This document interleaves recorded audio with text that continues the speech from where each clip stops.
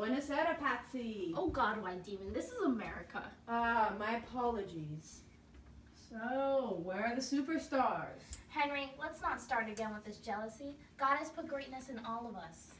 Yes, I suppose, but we judge ourselves by what we feel capable of doing, while others judge us by what we have already done. You and I already know how this little get-together is going to end. Whitman and I will endeavor in yet another dreadful debate in which one of us will flip the table. You, my dear friend, will go to the church to cleanse yourself with holy water for the madness that you have just witnessed. And Emily, sweet girl, will inevitably leave in tears. Henry, we came here to commemorate each other. Our jealousy will bring us down in flames. I do understand where Walt is coming from. He used to be the most celebrated poet in America, but ever since Walt came around, he's in his shadow. But in all seriousness, I think both guys are mediocre and overrated. I obviously outranked them with my superior spiritual melodies and powerful words of freedom. I would love to go just one meal without discussing who the most influential poet in America is. I'm here. You're welcome. Hello, Whitman. Oh, Henry, my dear old friend, it's been far too long since we last spoke. Remember when you scorned me for criticizing your student Henry David Thoreau? Man, good times, good times. God, Walt, you're holding us up. Patty, darling, long time no see. How are things? My name is Patsy. Obviously, I knew that. Come along, Patty. Let's go see what terrible smell is coming from Henry's kitchen. I think what you're referring to is the chicken. No, I think it's just fried ego from years without a celebrated poem. I've been standing here for 10 minutes. I think I can go in.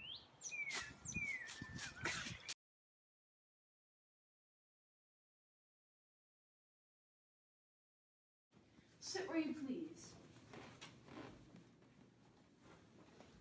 So, how are things? Very well, actually. I remember when I used to sing for my master at his dinner parties. I've come so far through all the turmoil I've faced. Thank God I'm free at last. Free at last, thank God I'm free at last. I mean, all of my poetry and spirituals have been selling all over the North and South. Stupendous, Patty. What about you, Henry? Let me think. My wife died in a fire years ago, so I no longer have an artistic muse to produce poems. And in addition, my dog Tramp pooped on the stairs this morning. So just dandy. In my professional opinion, I believe you both have made eminent progress in your literary style.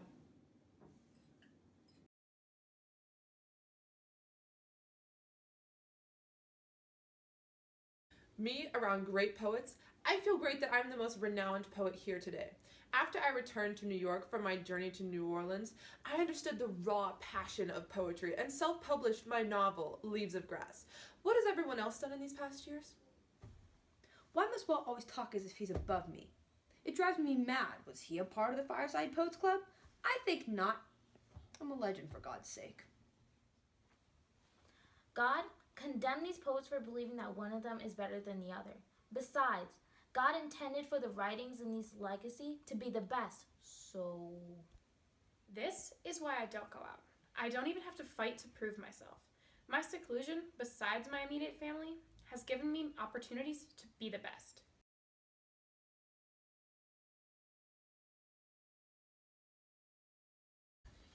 Okay, I do hope we all can come to agreement as to who is going to lead us and who is going to insert the most poems into this poem book. Hope is the thing with feathers that perches in the soul and sings the tune without words and never stops at all. That was beautiful. When did you get here? Okay, anyway, I agree with Walt. I also think that I should have the most poems in the book. That's funny, Henry. I believe I, the only one of us who has actually published a book of You poetry, mean unsuccessfully publish multiple volumes of the same poems? should lead us because I have the most experience with words and discovering one's inner purpose. A torn jacket is soon mended, but hard words bruise the heart of a child. Oh, my mind is going numb listening to you two. If you can't agree on who should lead this, then I will lead it. Oh, God is speaking to me. My soul is the witness for the Lord. Therefore, I should lead. You're wrong. I He's say. right. No, You're wrong.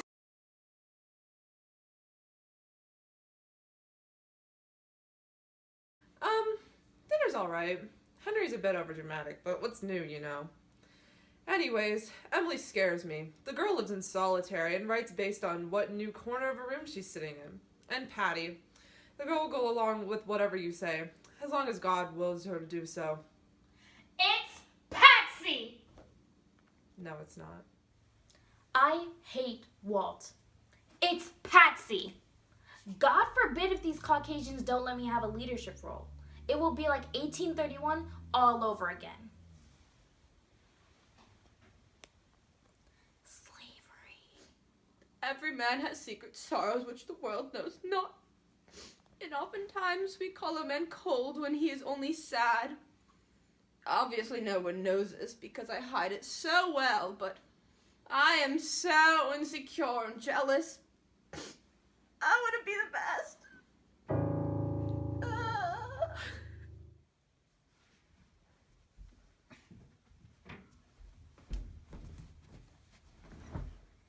Quite honestly, this poem book will only be successful if I lead it.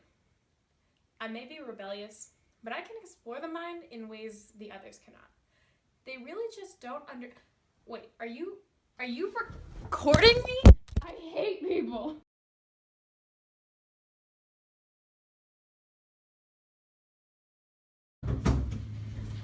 Well, why have you dragged me in here? This makes me uncomfortable. Emily, be curious, not judgmental. I believe we should get rid of the other two and create our own poem book. Just think, with my understanding of the capabilities of an individual in free verse and your aptitude in various writing styles and rhyme, we could make a masterpiece. I agree.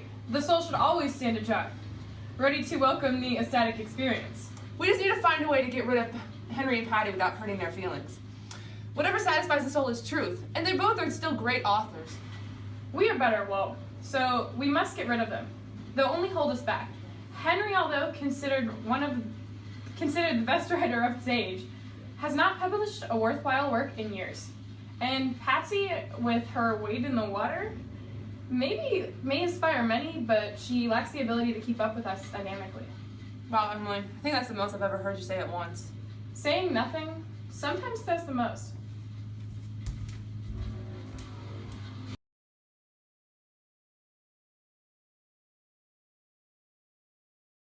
Could one of you help me bring dessert out? I would gladly assist you, Henry. Alright, I suppose. Oh God, these Caucasians are gonna kill each other. Let's hope and pray about this. Remember that book we were going to write together? Obviously yes. About that, I think we should throw that project in the fire pit. What? Now, not that you're not a fantastic writer and all, but you see, that's just the thing. You're just too good for the rest of us, Henry. We'll all be overshadowed by you. I have so kindly invited all of you here to eat my chicken, and this is how you repay me? This is a blasphemy. Yet I can't argue with your logic. I am the greatest. Whoa, what in God's name is going on in here? God is a mean-spirited, pugnacious bully bent on revenge for his children for failing to live up to his impossible standards. How dare you, Walt? You've written many things that enumerated the Lord. I hear and behold God in every object, yet understand God not in the least. You're a hypocrite. You contradict yourself. Do I contradict myself? Very well then, I contradict myself. I am large. I contain multitudes. Well, I take it that you broke the news to Henry? What news? Well, Patty, you see, Emily and I are leading our group. We are sorry. What? Oh, this was supposed to be my last masterpiece. This is going to kill me. Oh, then drop dead, Henry. This is our masterpiece now. Oh, il dolore. What does that mean? All the pain. Into each life some rain must fall. Some days must be dark and dreary. Well, it's dead. That's for sure. Have a heart, Walt. This man is now joining God as an angel in heaven. You're right, Patty. I apologize. Longfellow, in his voluminous work, seems to me not only to be eminent in his style and forms of poetical expression, the mark of the present age, an idiosyncrasy, almost a sickness of verbal melody, but to bring what is always dearest as poetry to the general human heart and taste, and probably must be so in the nature of things. He is certainly the sort of bard and counteract most needed for our materialistic, self-assertive, money-worshipping, Anglo-Saxon races, and especially for the present age in America, an age tyrannically regulated with reference to the manufacturer, the merchant, the financier, the politician, and the day workman, for whom and among whom he comes as the poet of melody, courtesy, deference, poet of mellow twilight in the past in Italy, Germany, Spain, and in Northern Europe, poet of all sympathetic gentleness, and universal poet of women and young people. I should have to think long if I were asked to name the man who has done more and in more valuable directions for America. Well, that's one down.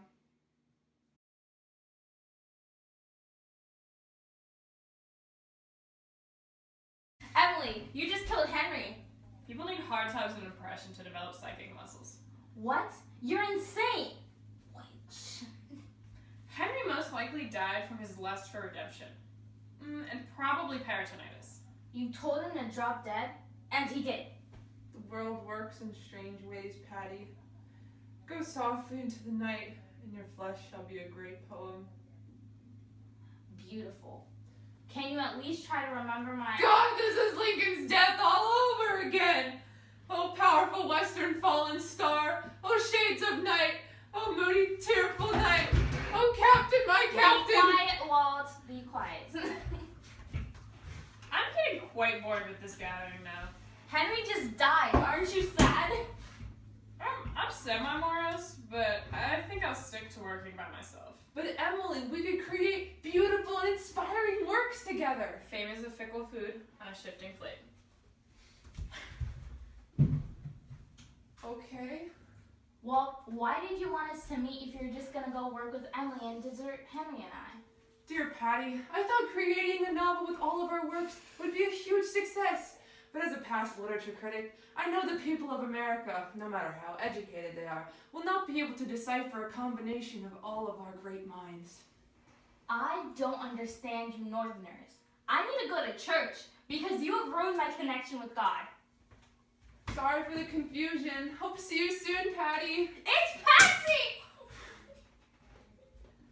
Well, what am I supposed to do with him? Oh, well, I guess I'll just go revise Leaves of Grass once more.